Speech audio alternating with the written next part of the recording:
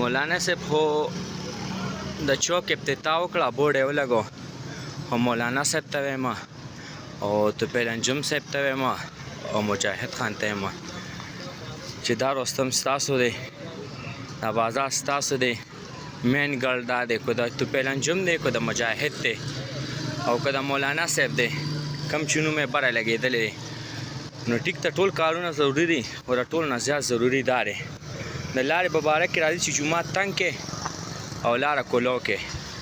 دې ټول ته مې دا ریکوست دی چې دې ته وګورئ، دا د ټرک د روډ د خرابي د وجې په دې ځای کې خراب شوی دی، په یو ترس باندې وړېدلی دی.